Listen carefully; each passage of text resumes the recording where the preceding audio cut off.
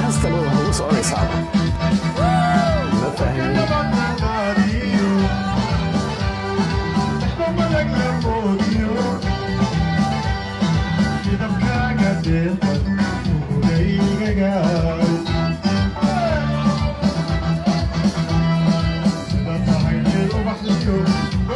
السلام عليكم دمانتين لغاية بقاركين يوغيين قاركين نان يوغين لكن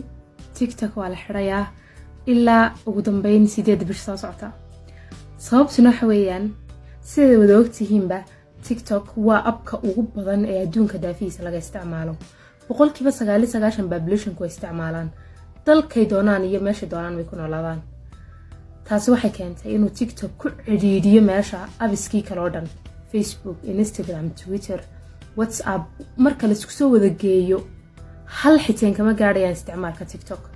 TikTok na sida wada ogtiin waxa le China abiska kale soo sheegayna waxa le America taas marka waxay ku dhalisay mas'uuliyiinta America in fikraan ay rahdaan shacabka ayagii maadaama ab China leeyahay isticmaalayaan telefoonkoogina ugu jiro bilay information halka ka soo qaataan Chinahu information ka shacabka ayaga oo ay waxyaabo kala hadhow isticmaalaan run ahaantii markii kiiska maxkamadda la geeyayna waxay ku eedeeyeen America amba mas'uuliyiinta America in Chinahan TikTok gale uu telefoonkiisa qof kastuu ku jiro abka TikTok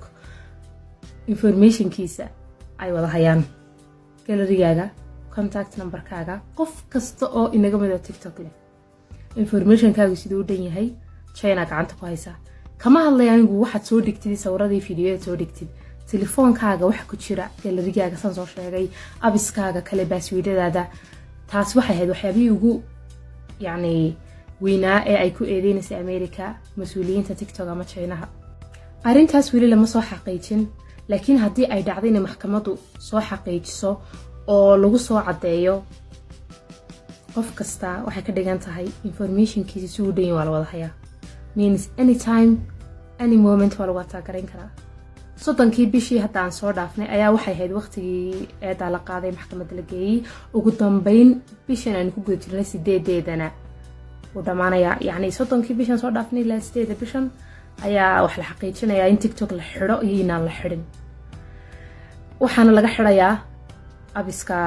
waxaana laga xirayaa telefoonada iPhone-ka iyo Android-ka ama Samsung-ka soo taqaanaan App Store-ka iyo Play Store-ka kama soo diisan kartid laakiin laga yaabo in telefoon kale ku isticmaali kartid TikTok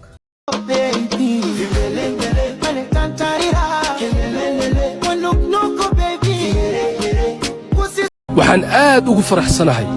inaan helay walaalkii qalbiga wanaagsanaa ee bixiyay magaca Hiil Walaal way jiraan dhalinyaro badan oo igu tiri annaga ayaa bixinay balse xaqiiqada dhabta ah ayaa waxay tahay jawaabtii markaas aan bixiyay ee ahaa walaal ma magacaanad ii bixisay ayaa halkan taala Instagram-kiisana waa kan runtii waxaan aad ugu faraxsanahay maadaama anigu aan raadiyay ninka dhalinyarada ah oo aan soo helay dad dhalinyaro badanna ay igala qayb qaadatay waxaan jeclaaday inaan weydiiyo maxaad jeceshahay walaal ilaahay marxaati uu ka yahay asagana uu daawanaya marxaatina uu ka yahay asagana hadalku iigu jawaabay wuxuu ahaa walaal waxaad isiinayso niyad ahaan iigu sadaqee sidoo kale waxaan u baahanahay buu yiri oo muhiim ii ah hooyada in la igu soo duceeyo maanta Soomaali Maxamed waxaan ka codsanayaa ninka dhalinyarada ah ee qalbiga wanaagsan ee bixiyay magaca Hiil Walaal inaad hooyadiis u ducaysaan ilaahow caafimaad saacaasi ilaahow jannada gee dhammaan Soomaali Maxamed waxaan ka codsanayaa